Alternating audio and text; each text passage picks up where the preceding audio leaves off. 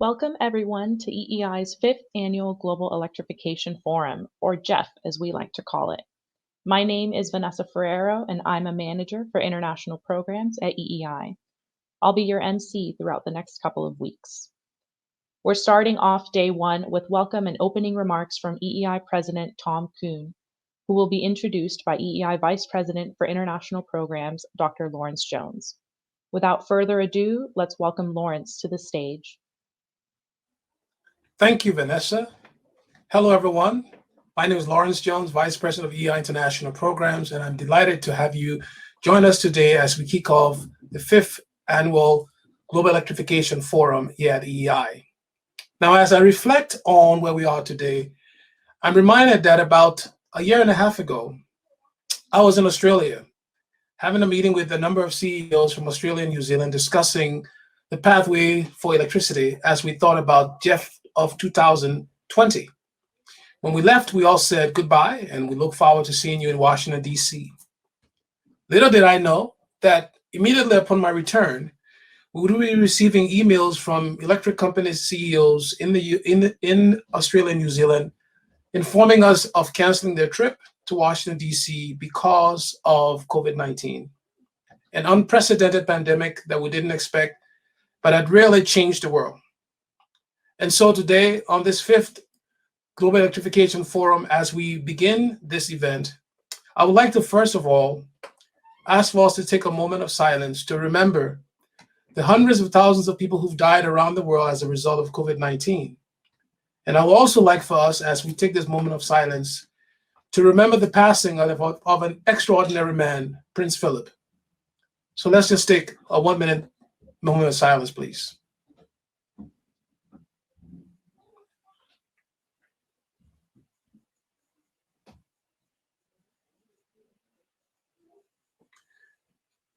Thank you.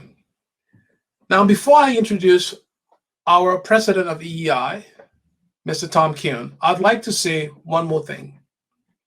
We all have seen the importance of electrification and electricity throughout this pandemic.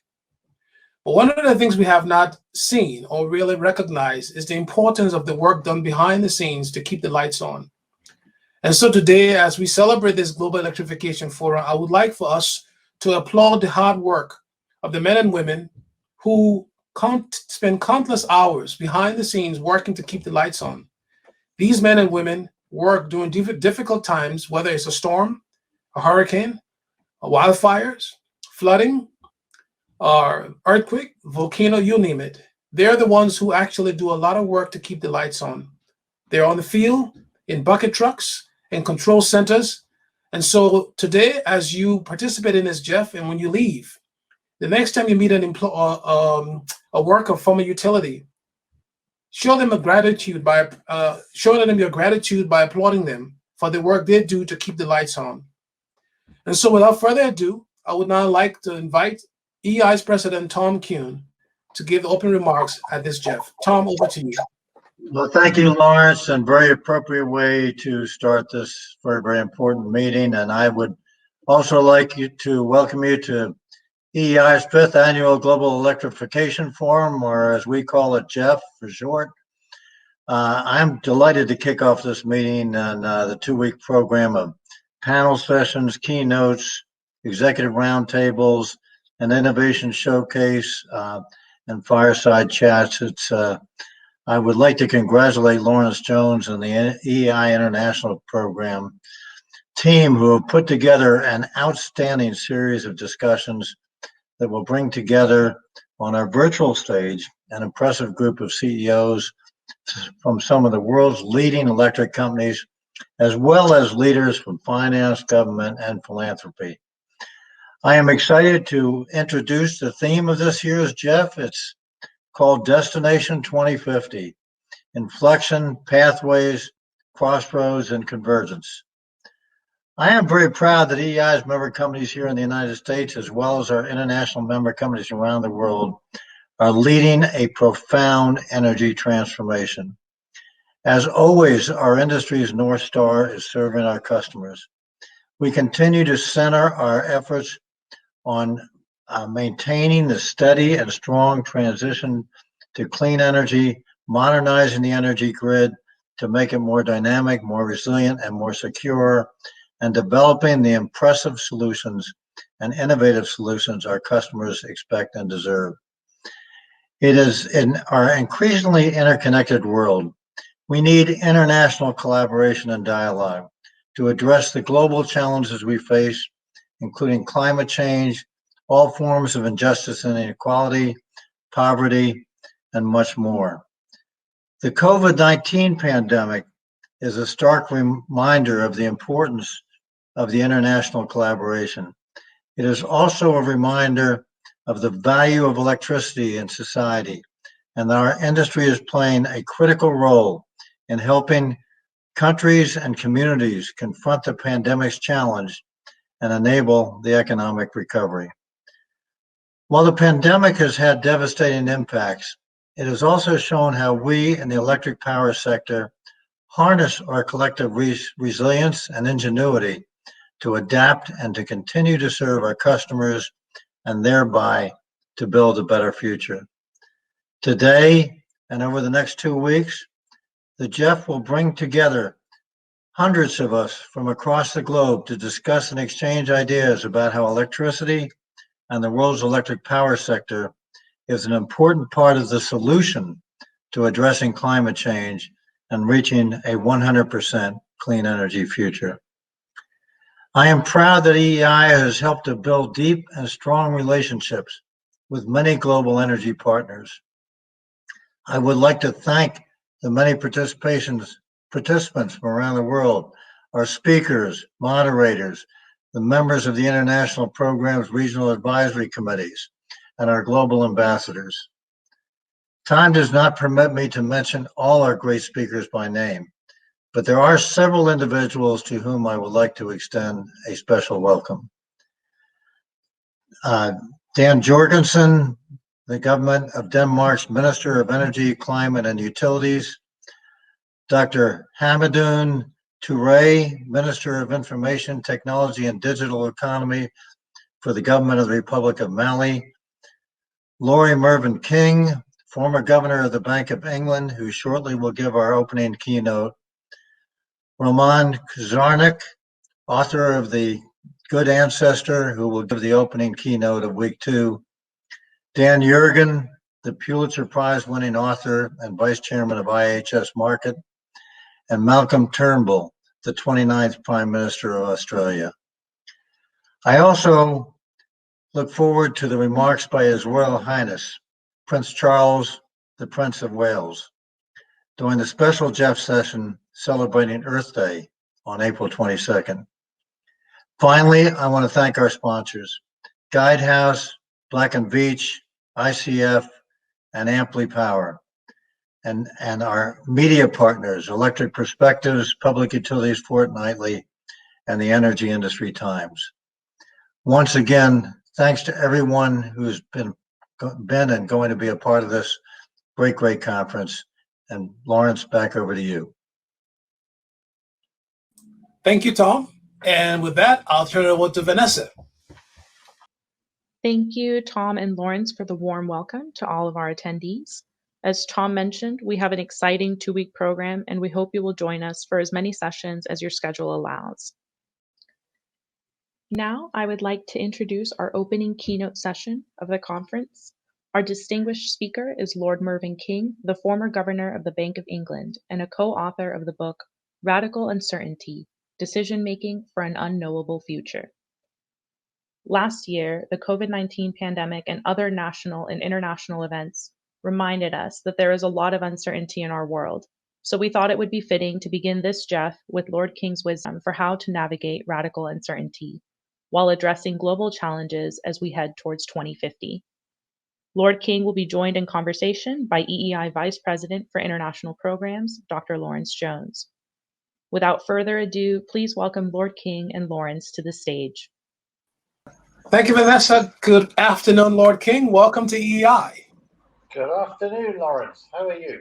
I'm doing great. And we're so delighted to have you here. And really, like Vanessa said in that introduction, to talk with you about the book, Radical Uncertainty, As you may recall, when I contacted you last November, I stumbled upon this book and I read it, and I was thinking, an economist, former governor of the Bank of England, academician, publishing books, and why this book and why now? Well, the book came about because during the financial crisis, it became clear to me, and quite independently to my co-author, that it was simply impossible to understand what had happened in the financial crisis without reflecting on the importance of uncertainty, and indeed uncertainty that could not be quantified, which is what we mean by radical uncertainty. And there are so many examples, whether of regulators who had used models that have been calibrated to times in the past that simply broke down in the financial crisis, and risk models that firms, including some of the best known names in finance, had used to assess the risks of their own investments, and they too broke down and failed. So something had changed, and people weren't really ready to absorb that. They wanted to go on using the old models. That was a mistake. So John Kay and I decided to write a book based on this, and in the course of writing it, we expanded our interest to include evolution, why it is that humans have not evolved to think like computers, but in different ways. And the conclusion we came to is that actually, as a species, we are very successful, and we are successful because we're good at adapting to situations that we haven't seen before. And that is the secret. And it's something which many economists miss, I think. Well, so I want to get into the book, and we don't have enough time, to be honest with you, Lord King, to get through every chapter in this book, and I really recommend it for anyone interested in understanding uncertainty. Now, you kick things off by saying at the outset that the book is about how real people manage or make choices in life, and then you also talk about the issue around the uncertainties that we face in the world. In fact, you say at some point in the book that everything, we live with a lot of uncertainties all around us, right? So for someone reading this book who's not an economist, what would you like them to take away from the book before we get into some of the details of the book and some of the very interesting examples you have, which I love to talk to you about? What should the average reader get out of this book in terms of understanding and managing uncertainty? Well, I hope they will understand the difference between uncertainty that we can hope to resolve, either by looking something up on Google or elsewhere, or by being able to represent that uncertainty in terms of the odds, like tossing a coin, where if it's a fair coin, we know that half the times you toss it, it will come down heads, and the other half tails. These are things which are easy to handle, and in that context, it's possible to price that kind of risk. All the other kinds of risk that you can't describe in terms of known probabilities, you can't quantify it doesn't make sense to pretend that you can easily price that risk or capture it in terms of a well-defined model. And what you have to do is not pretend that there is some knowledge that we don't have. It's to find a solution to the problem you face that works, that's good enough. We're not trying to optimize here. And one of the weaknesses in much of economics is, I think, the pretense that individuals are always optimizing against various constraints. And the fact is, we are not optimizing because we don't have the information to do it in most contexts. And therefore, we have to find a solution which is just good enough. And one of the key questions that we recommend that people ask is a question that at first sight sounds pretty trivial, but actually we think is rather profound, which is, what is going on here? And too often, the experts who advise us on what we should be doing jump in by saying, we know the answer, we have models, we can tell you what you should be doing. And what we need to do is to stop for a minute and say, well, hang on a minute, what is going on here? What are the forces? What do we need to find out about before we make a judgment or a decision? So I think it's a different approach to thinking about decision making under uncertainty, in which we start by recognizing that uncertainty exists because of incomplete information. Basically, we know something, but never enough.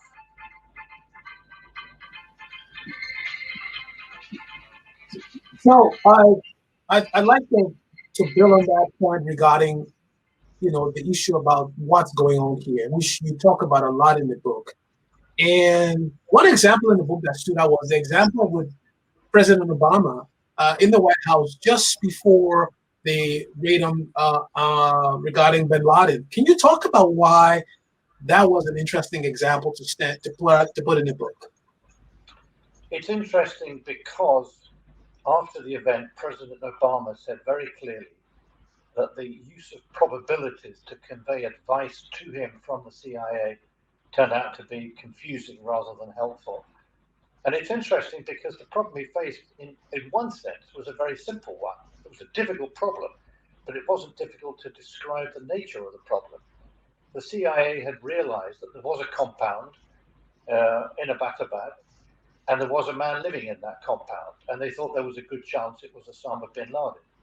So the question was, is the man in the compound bin Laden or not? So only two answers. Either it was or it wasn't. So it's a very simple structure of the problem. And after the failures of intelligence in the Iraq War, Congress had instructed the CIA, when advising the president in the Situation Room, to give him advice in the form of probabilities. So President Obama found himself in the Situation Room with a number of people from the CIA, and he went around the room, and the first one said, I think it's a 90% chance that the man in the compound is bin Laden, and someone else said, no, I think it's 60%, and someone else said 70, and someone said 40. And they went round and round like this, and actually this was of no help to President Obama. What he needed to understand was why someone was either very confident or somewhat dubious about whether the person was in the compound. And only he can make the judgment as to whether to send in the Navy SEALs or not. If President Obama had said, look, guys, if your average estimate is bigger than 80%, I'll send in the Navy SEALs. That would have been an abdication of responsibility. He would have been handing over the decision to the judgment of the CIA. He couldn't do that. He had to make the decision himself. And to do that, what he needed was to get a feel for what were the reasons that people wanted to convince him that the man was or was not bin Laden. And so you needed to have a discussion, a narrative, if you like, about the reasons why it might well be bin Laden. And after the event, President Obama gave an interview in which he said very clearly that this decision was one where presenting the information in the form of probabilities was concealing helpful information and confusing, not clarifying the degree of uncertainty. And it was very striking that in that context of what was, in principle, a very simple choice, either bin Laden was in the compound or not, even in that simplest possible case, the use of probabilities was not helpful. And I think that's something that is very important in making decisions, which is if we're dealing with uncertainty that's just impossible to quantify, then we need to talk about it, to ask what's going on here, to develop a narrative about what may or may not be the case, to challenge and probe that. That's what the decision-making process is all about. It's not a mathematical calculation where you simply use probabilities and multiply them by the value of the outcome, whether it's profits or some value of the outcome you want to perceive, and then assume there's a kind of mathematical solution to the problem. That simply is not true in most cases of what we would describe as radical uncertainty. We will come back to narrative, Lord King, because I've read a lot of interesting books that sort of bring historical context into modern days, and you did a very excellent job, I would say, in terms of bringing examples from the past to sort of explain this whole issue of radical uncertainty. I want to talk about the response the book has gotten from the more, I would call it the maybe status quo economists, because you talk about how radical uncertainty, you go back and you talk about I would call it the battle of intellects around how to deal with uncertainty and probability. Where do we stand today? Is it being embraced by more economists in terms of understanding the complexity of the world? So I'm not sure that it is. This year is the centenary of the publication by Frank Knight, the famous Chicago economist, of his book Risk, Uncertainty and Profit, which really introduced the idea of radical uncertainty to the world. But not many years later on, Frank Ramsey, an economist in Cambridge, produced a counter argument where he said, look, of course we can't measure the probabilities of various events, such as is the man in the compound bin Laden. But what we do know is that people will bet on these things, and the odds at which they bet reveal their underlying subjective probabilities. And this was an idea that was taken up by the economics profession because it allowed them to assume, as Milton Friedman explained in the post-war period, that we can just proceed in economics as if everyone had subjective probabilities defined over all possible future events. Now, the simple reason why we think this is false, and this is a fundamental proposition here, is that most people do not bet on most things. They don't bet. You don't see the odds which reveal their subjective probabilities. And the reason for that is basically very simple, and it was captured, I think, beautifully in Guys and Dolls, the famous musical, where Marlon Brando, playing the hero, there are two heroes in this musical, and they're talking about betting a great deal. And Marlon Brando says, I don't want you to bet on this. And his friend says, well, why? And Marlon Brando then says, well, let me tell you a story. When I was young and about to leave home, my daddy said to me, I can't do the Marlon Brando accent, but he said to me, I don't have wealth to send you to a great private university or to give you money as a start in life, but what I can give you is a very valuable piece of advice. Son, one day, someone is going to come to you and show you an unbroken pack of playing cards. The seal has never been broken. And he's going to say to you, I bet you that I can make the Jack of Spades jump out of that pack of cards and squirt cider in your ear. Son, you do not take that bet, because if you do, as sure as anything, you'll have an ear full of cider. And the fact is that most people who approach you to bet on something know more about the outcome than you do. And that difference in information and knowledge is precisely why you should not bet on most things. And most sensible people do not. So the whole idea that there are probabilities that exist that we can assume that people have, I think is ill-founded. And that has profound implications, because once you accept that, then it means that people don't believe that they can calculate some value, the average value of their happiness in the future by weighting the outcomes of future events by the probabilities that they will happen. They're not in that kind of world. They don't know what will happen. And it's a pretty vague idea. They may feel more confident of some things than others. They know something, but not enough. And a very good example would actually be COVID-19. We knew that there were pandemics back in 2019, but nobody could have said, I think the probability of a pandemic coming out of Wuhan in December 2019 is 17% or 27% or any other number. Nobody in their right mind would have taken a bet on the outcome that there would be a pandemic coming out of Wuhan. We just didn't know enough. But we knew it could happen. And we could have made statements of the kind, I think that at some point in the next 10 years, it's quite likely that we'll have a pandemic in the world. That would have been a sensible statement. But to go further and pretend that we can attach a numerical probability to that event is exaggerating the extent of our knowledge. And one of the ways that experts always go wrong is by pretending to know more than they actually do.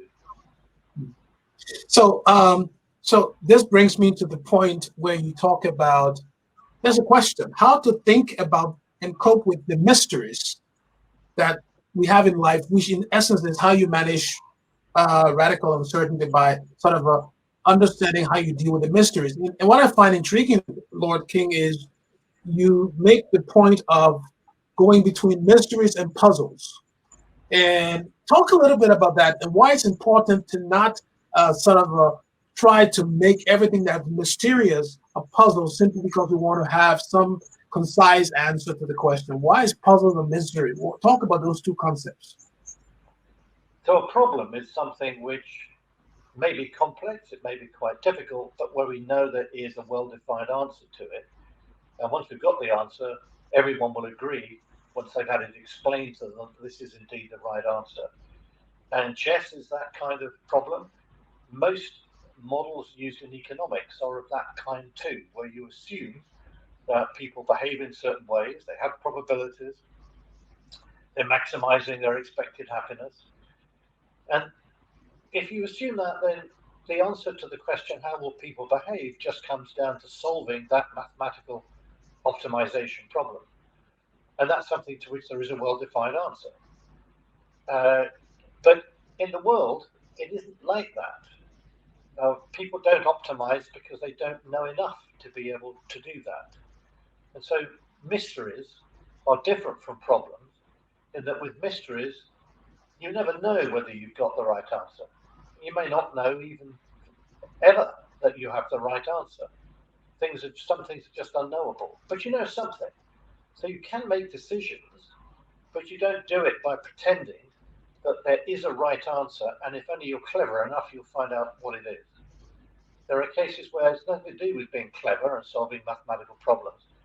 It's making good judgments. And I think one thing which we talk a lot about in the book is that it's important to recognize that whereas computers are probably better than us at solving mathematical optimizing problems, we are better than computers at making good judgments about decisions or mysteries that cannot be defined in a simple mathematical form. And mysteries really are all about the big decisions that we have to take. When you invent a new product, you simply don't know how the market will respond to it. And the idea that you can attach probabilities is a mistake. People just, until they've seen the product and tried it, you won't know what their reaction is. You may know something, you may have an intuition, you may have confidence, but you can't attach a probability to it. And I think that's why the field of mysteries is actually the field of most important economic and political decisions, whether of households or businesses or indeed of governments. These are the issues that we face, and they're not easily turned into a sort of optimizing problem that a model or a computer can solve. That isn't to say that models can't be helpful, because they are artificial constructs which may give us some insights into how the world works. But what they're not is a literal description of the world, and in particular, a description of the problem that we face today. Yeah, and I think that's interesting because that brings me to the whole point about the unknown unknowns and the known unknowns, which you talk about in the book as well. Why did you bring that example of Don Rumsfeld, when he talked about the known unknowns? How is that relevant today as we think about climate change and headed towards 2050? The theme of this conference is Destination 2050. How is it important to understand these ideas about known unknowns and unknown unknowns? Why is it relevant? So interestingly, Donald Rumsfeld was not the first person to use that analogy. It's always attributed to him, the unknown unknowns, the known unknowns, and so on. It was used initially by Boeing engineers. And back in the early 1950s, passenger jet transport was dominated by a British company, de Havilland. And they made a superb airliner, Comet. And one Comet crashed, and they couldn't work out why. And they investigated it, tried to find out the reasons, thought they'd found it out. The plane started to fly again, and in a couple of weeks, there was another crash, and everyone died. So then there was a very detailed investigation from the wreckage of both crashes. And what they discovered was something that no one had imagined before, which is that the shape of the windows in an airplane fuselage was something that could generate metal fatigue. So the Comet aeroplane had very attractive square windows, but metal fatigue began at the corners. And if you look at an airplane now, you'll see it always has oval-shaped windows. And Boeing engineers were able to exploit that. De Havilland had the crashes. People didn't want to fly the Comet again. And that's how Boeing became dominant in passenger jet travel. And the point about it was that no engineer, even in Boeing, had realized this fact until it had actually happened. That's an example of something which was an unknown unknown, called often black swans, something that you don't know about until it actually happens. You can't even imagine it until it's happened. And the point of our book is that that is part of radical uncertainty, but it's actually quite a small part. And much more important are the events that you still can't quantify, but you could imagine happening, of which COVID-19 and the pandemic are clearly an example. The banking crisis was clearly an example of something we knew could happen. It was not a black swan. We'd seen banking crises before, but nobody in 2007 could have said, you know, I think the probability that Lehman Brothers is going to fail next September is some number. That would have made very little sense. And you can talk about an event being likely or unlikely, but you can't attach a numerical probability to it. And that's why we think that it's important to go beyond the phrase unknown unknowns and get to the point of discussing radical uncertainty, which bridges the entire gap between resolvable uncertainty, where you know probabilities because maybe you've got lots of data from the past and the situation hasn't changed, whether it's a tossing a coin or it's estimates of mortality of people of different ages, though even that can be overturned by something like a pandemic. But you think you've got observed frequencies which give you the probabilities. You go right the way across the spectrum where you know something but not enough, and then the extreme opposite end of the spectrum is the black swan, something that you can't even imagine. But radical uncertainty is much, much broader a phenomenon than purely the unknown unknown. Yeah, that's interesting. You mentioned imagination in your response just now, and also in the book you talk about creativity, and you make the connection between creativity and uncertainty and how one feeds the other. Talk a little bit about that, Lord King, because as an industry, the energy sector is going through transformation, and innovation is going to be key for this transformation to be successful. So how does understanding uncertainty but seeing it as an opportunity to be creative, how essential is that for us as an industry, but also as a world? Well, I think it's fundamental. It's fundamental to who we are as humans and to how we create new ideas, new products, new processes, the whole aspect of innovation. And it was this dimension that Frank Knight 100 years ago was keenest to emphasize. He said that entrepreneurship is all about radical uncertainty. And unless you understand that, you'll misunderstand the role of entrepreneurship. And indeed, many economic models struggle desperately to include innovation, creativity, and entrepreneurship into their models. So what we are very good at as a species is actually seeing links between things where it's far from obvious that there are links, of asking ourselves the question, what's going on here, to think about what links may be occurring, and then to ask questions about, could we exploit these links for some idea in the future?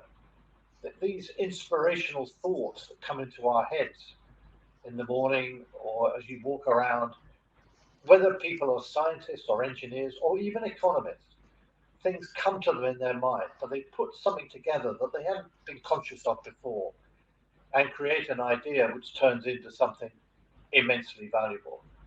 And one thing that's most important about us as a species is that we do this together.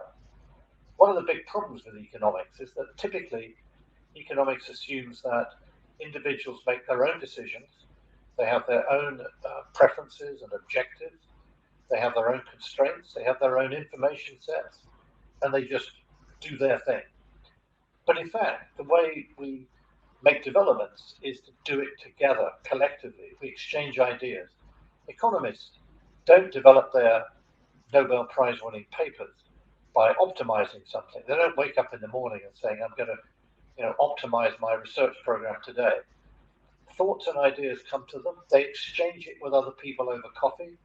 They say, let me give you an idea, a narrative about what I'm working on. And they'll talk about an idea and they'll get feedback from others, and they'll either modify what they're doing or they'll think, well, this is worth doing.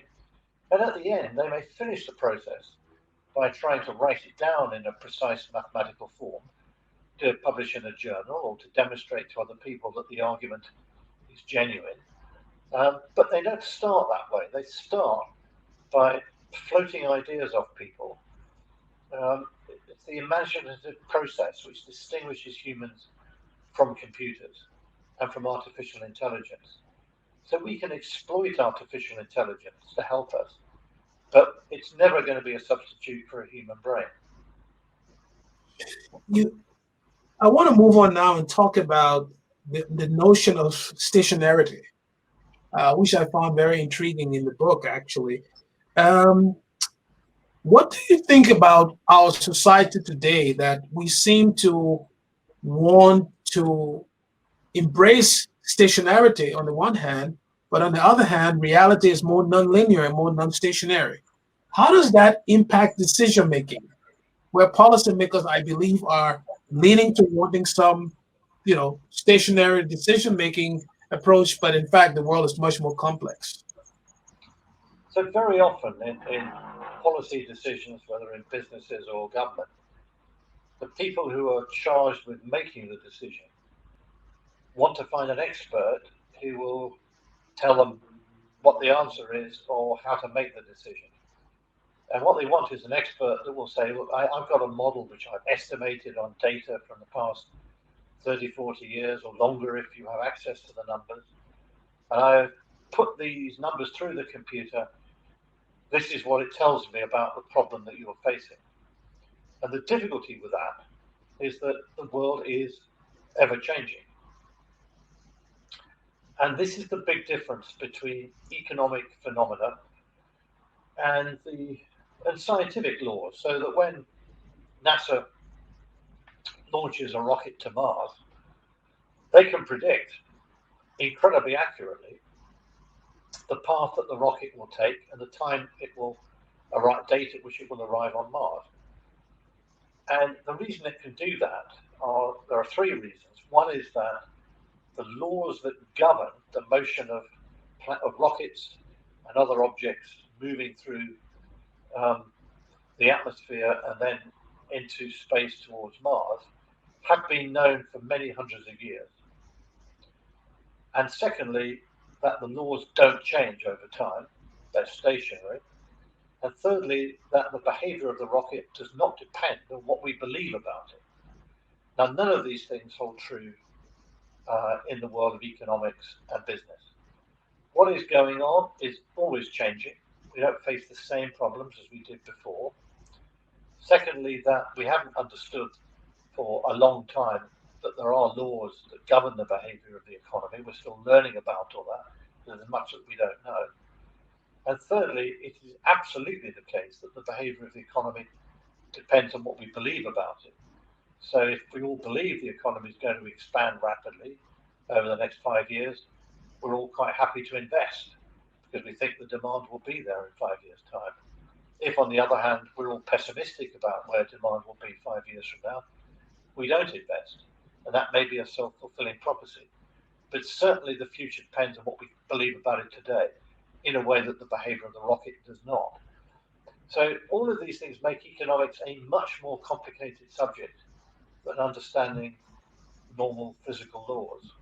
And that can be complicated enough, but it's much more complicated when it comes to economics.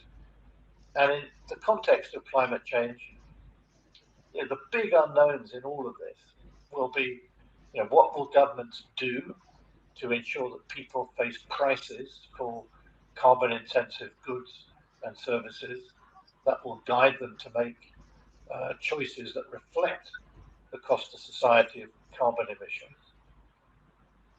will governments do the right thing in that respect? Secondly, how will households and businesses respond to these signals? We don't know. There are many aspects of all this that are deeply uncertain. And I think the unfortunate aspect of the debate on climate change is that very often it's portrayed in terms of an intellectual dispute between those people who think that temperatures are going to rise by whether it's 2.6 or 3.1%, and those who think they won't rise by that sort of figure. And that's not a helpful way to think about it, because we don't know by how much it's going to rise. That's the honest answer. And the trouble is, people are inclined to exaggerate the degree of confidence that one should place in these estimates. What we do know is that if there is a significant risk that temperatures could rise substantially, it doesn't make sense to do nothing until you know precisely by how much temperatures will have risen. It makes sense to make your economy and society resilient to that possibility today by taking appropriate action. In just the same way as that although we could never have known when a pandemic would hit, it nevertheless would have made sense to have made better preparations for coping with an unknown virus, a general pandemic, where we couldn't in advance know precisely what kind of virus it would be. We weren't as well prepared as we should have been. And we certainly weren't prepared before the financial crisis for a banking crisis that we'd seen many times before. We allowed ourselves to become too optimistic about the safety of the banking system, and then found that we didn't have a resilient banking system when the crisis hit in 2008. Well, before we go further, let me just remind the audience, you're listening to a conversation with Lord Mervyn King, former governor of the Bank of England and author of the book, Radical Uncertainty. This is EEI's Global Electrification Forum, our keynote opening session with Lord King. Lord King, you mentioned banking, and I want to come into a question on the Central Bank of England, where you were once the head. You all were one of the first to display judgment using some visualization technique. Talk about why that was important to use visual to describe some of the decisions you were making.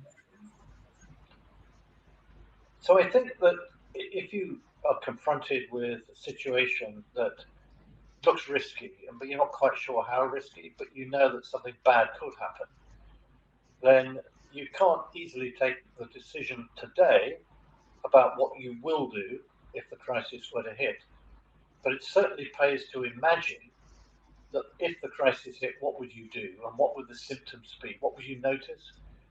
And I think in any walks of life, I'm very struck by, particularly in professional sport, by how people who know that they're going to be facing a very fast baseball thrown at them or a cricket ball coming down at over 90 miles an hour, that one way of training and preparing to cope for it is to visualize it, to visualize that situation before you find yourself in it. But you don't want to freeze when that problem occurs. You want to be able to say, okay, I've imagined this before, I know what I'm going to have to do.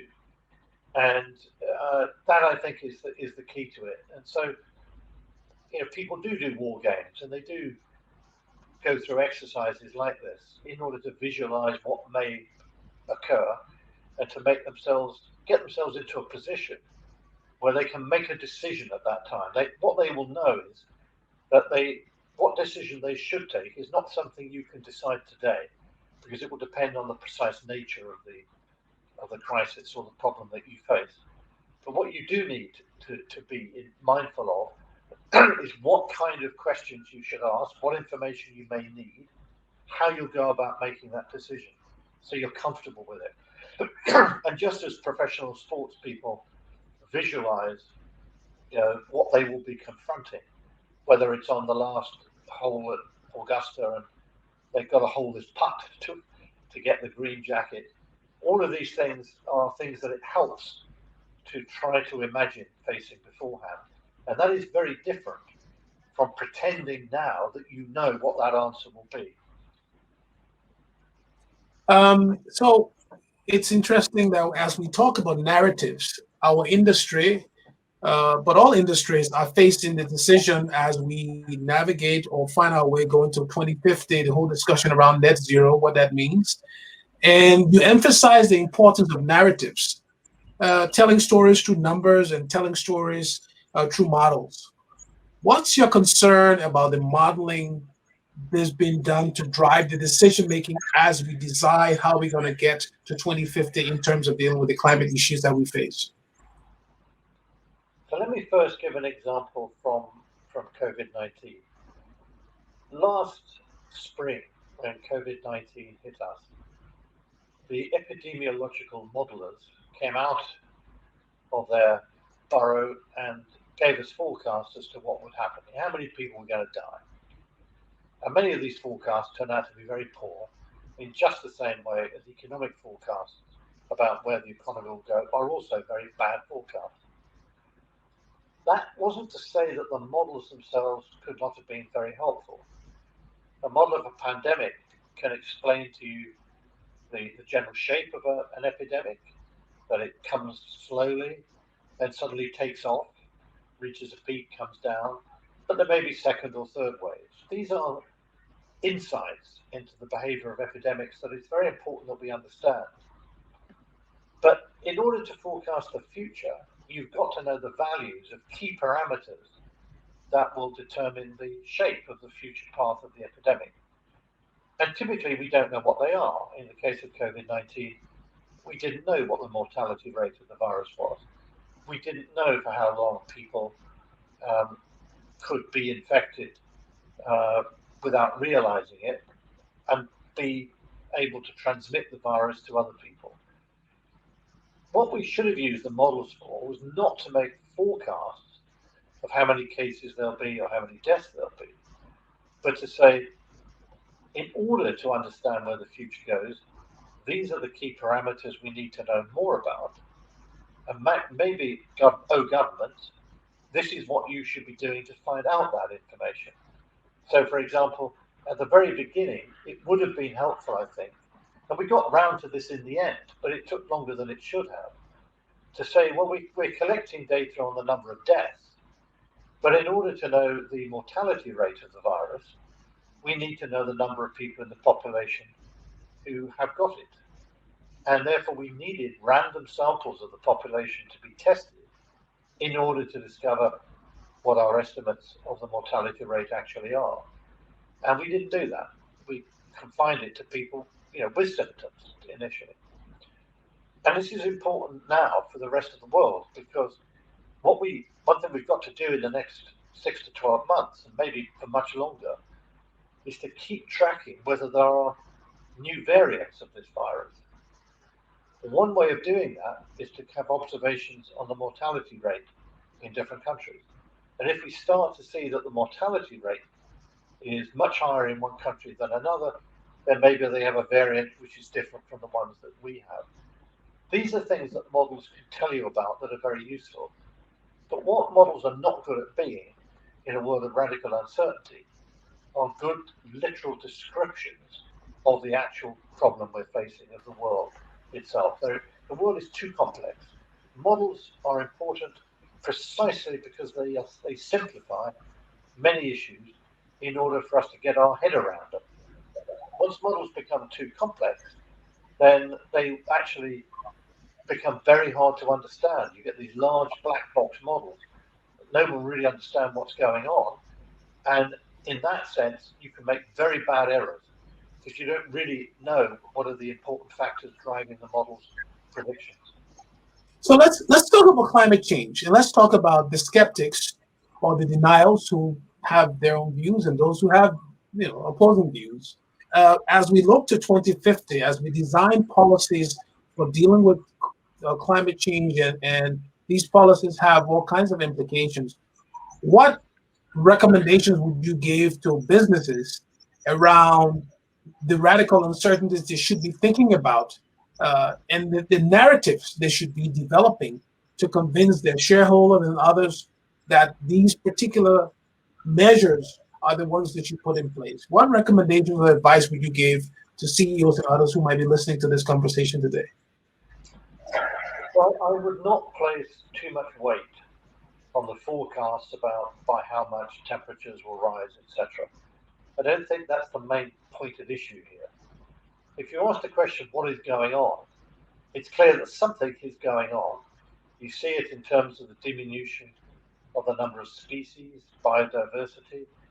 You can see what's happening in terms of human intrusion into parts of agriculture and the use of land, which are clearly having some impact on the climate. You can see it's happening in the Arctic and Antarctic. So clearly something is going on. And the question then is, is there a real risk here? And I think you don't need to know precisely by how much the temperatures are going to rise in order to feel that it will be sensible to take precautions against whatever temperature rises might or might not occur. And that takes two forms. One is mitigation of the consequences of climate change and rising temperatures. So we need to think much more carefully about ways in which we can mitigate those effects. And secondly, we need to think about ways in which we can diminish those effects, whether it's carbon capture, whether it's switching to other forms of energy. All of these things make sense, but they make sense because we can, I think, all agree on a judgment that it is likely, certainly possible, that something seriously wrong could occur with the climate. And rather than wait until we find that out, then we should be prepared to take measures today. But what it shouldn't be, I think, is an argument that this overrides every other risk consideration that we should confront.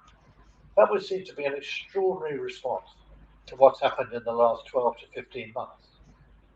Whether you're worried about risks to the financial sector that come from climate change, whether you're worried about risks to particular businesses with stranded assets, we have seen in the last 12 to 15 months that much more quickly than the risks of climate change are the risks, let's say, from pandemics. And people need to worry about those risks and to take measures to make their businesses more resilient with respect to all of the major risks that could occur, not just climate change, but pandemics, cybersecurity. There are many others. And I think we've got to try and put all these things together and emphasize the importance of resilience, but not just focus on these risks one by one, because then becomes almost a religious debate. You either believe in it or you don't believe in it, and that is crazy. A rational person would say we need to think through carefully what we might do, both to mitigate the risks of climate change and to find a way of preventing the consequences of some aspects of climate change that we've seen. So many of the things that are being done make sense.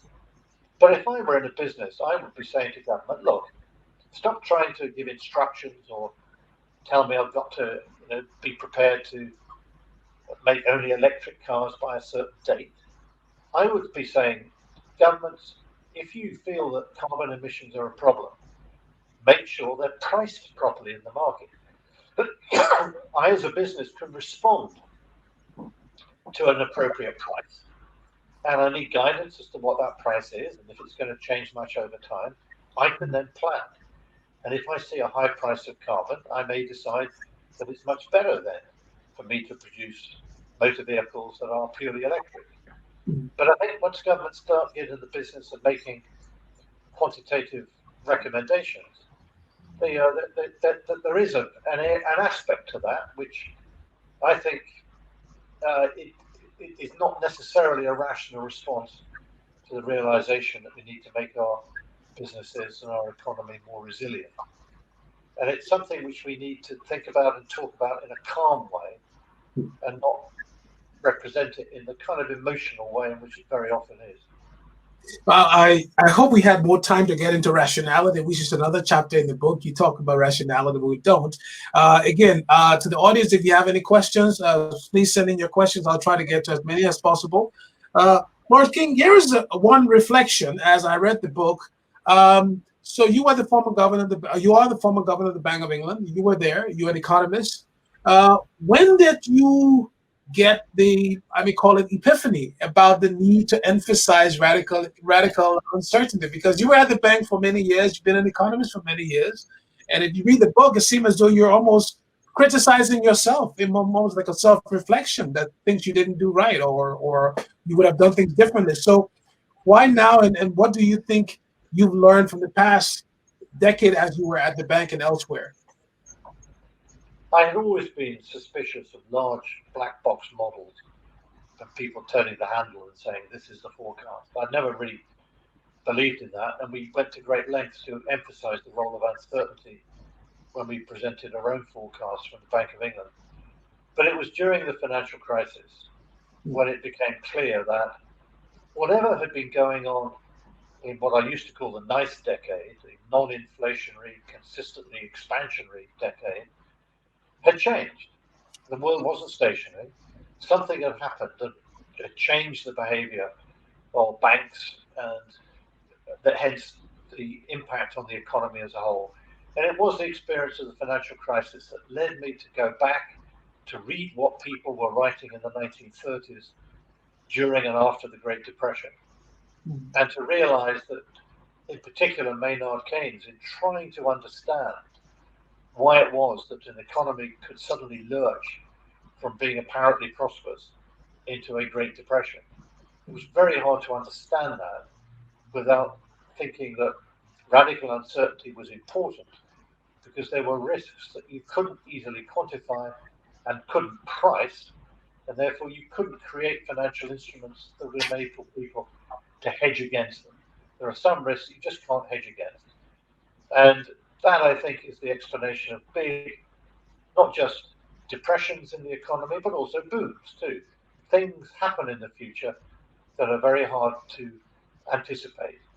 And that, I think, is the essence. It was that experience of the financial crisis that led me to believe that we needed to spend much more time focusing on this phenomenon of radical uncertainty. So you're in academia. I saw one of your interviews you did with the former CEO of PepsiCo. Very, very interesting conversation you had with her. So how do you teach radical uncertainty to the next generation? By next generation, I mean to the generation Z and the millennials, or even the younger ones. How do we make radical uncertainty a part of mainstream thinking going forward? It's a very good question, and I don't have a simple answer to it. The way I teach it is through a lot of case studies, examples of things that happened that took people by surprise. The rise of Boeing, the Obama example.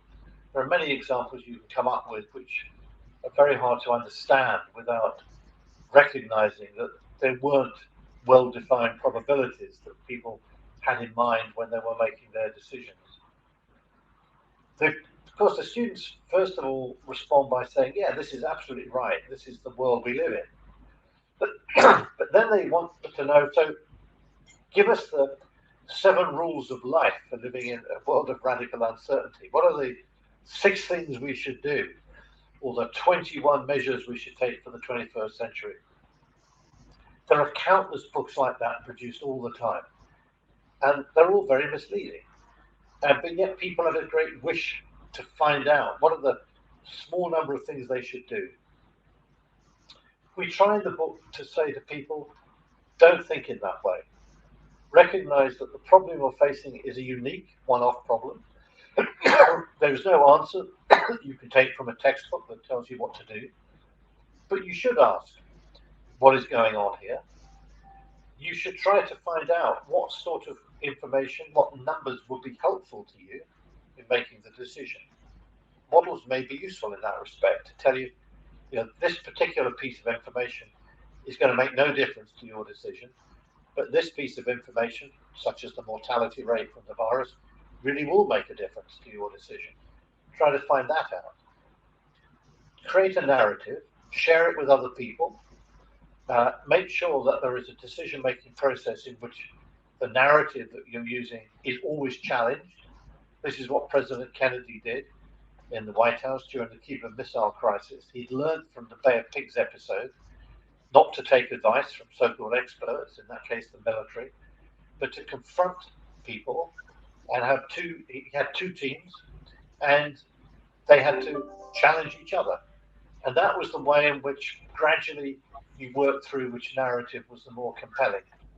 These are the ways to approach decisions, but you can't encapsulate them in terms of, the 7 things you should do to reach happiness and fulfillment. And we finished the book really by saying that the trick is to embrace uncertainty. Mhm. If you can work out the risks that you're facing in your business, then you want to manage those risks, not by pretending that you've got a quantitative model of them, but by identifying the big risks, what could go really wrong, and thinking about ways in which you could avoid those big risks being realized, and then accept that actually all the good things in life come from uncertainty.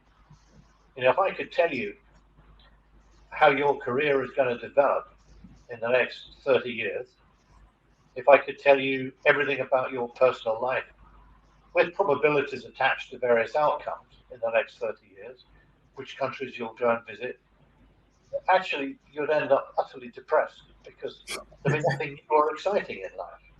And you want something new and exciting in life to give you the spice of life. So we don't want to run away from uncertainty. We want to embrace uncertainty, but we want to distinguish uncertainty from risk because we do want to manage risk.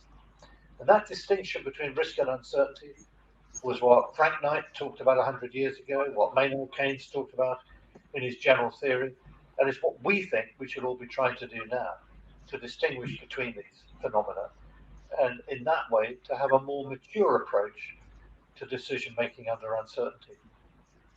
We have about 7 more minutes left, and I want to touch on a few topics before we end. One is the world is headed to Glasgow, not too far from where you are, in December or November. What are the things that concern you regarding, I would call it, the radical uncertainties that you see us perhaps missing or not thinking about as the world heads to Glasgow? Any thoughts on that?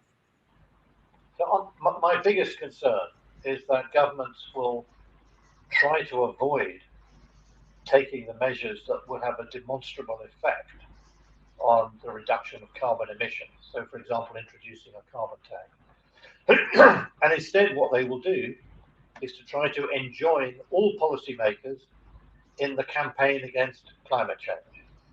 So, what they remind me of is nothing more than a bunch of young children playing soccer, in which if you look at young children playing soccer, they're all in a big huddle together, running after the ball everywhere. They're all trying to do the same thing.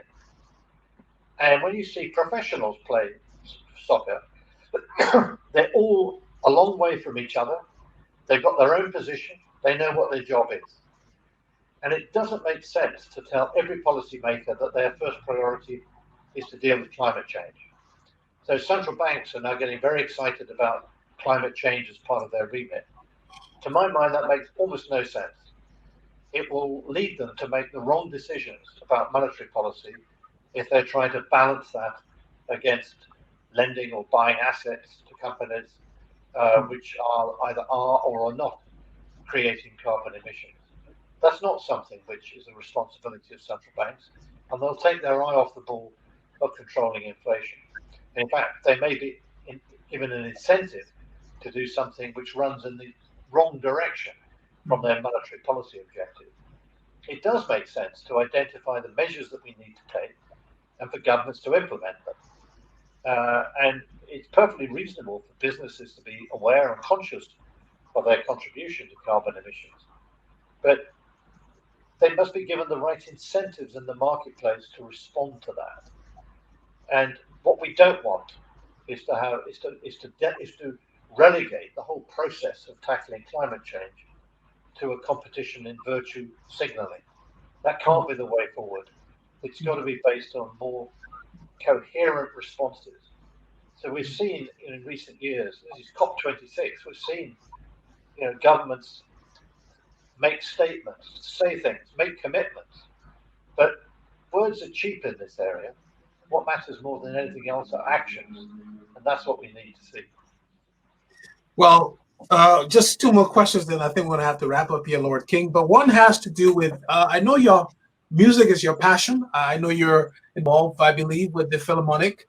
How important do you see uncertainty as part of creating music? How do you see the link between the two?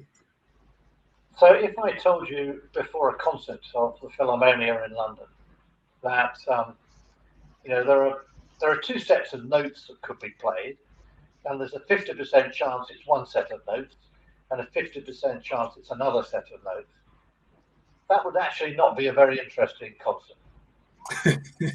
But when you go to a concert, why it's so important, so valuable, is because even if you know the piece itself well, very often you are surprised and enlightened by a different way of playing it. The performance can be very different.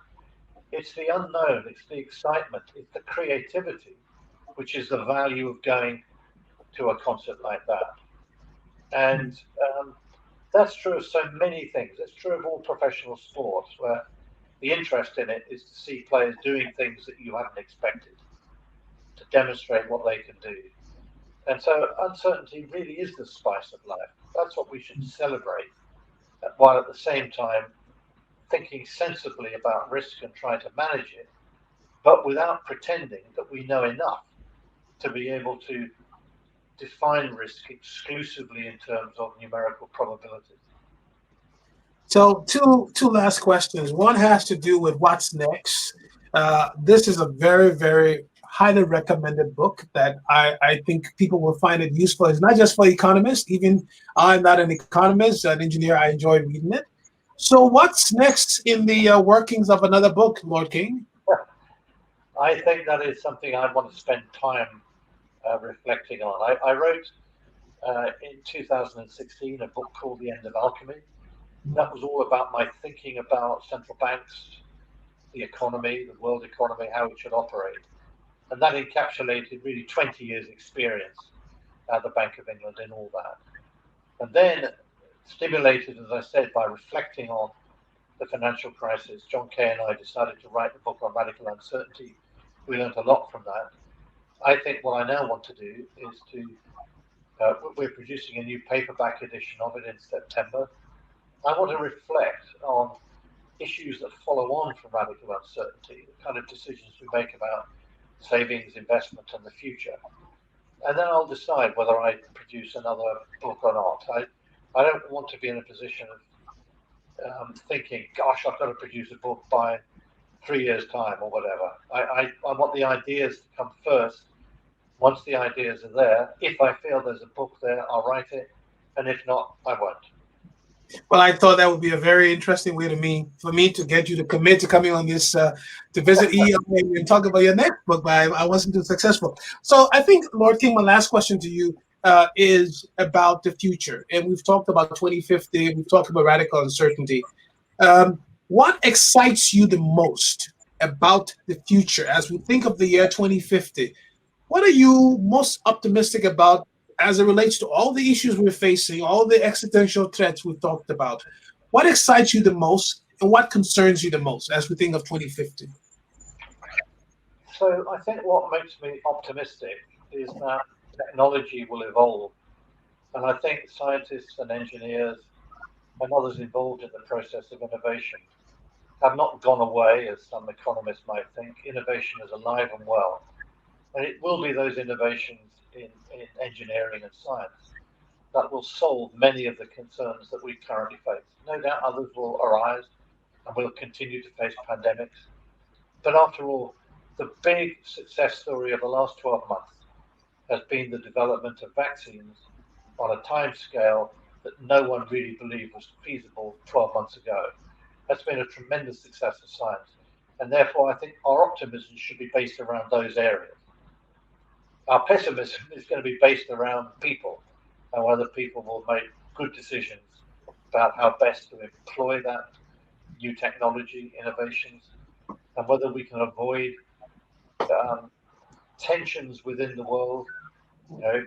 China and the US clearly involved in some sort of technological race, but Taiwan is a major worry I would have about what will happen before we get to 2050.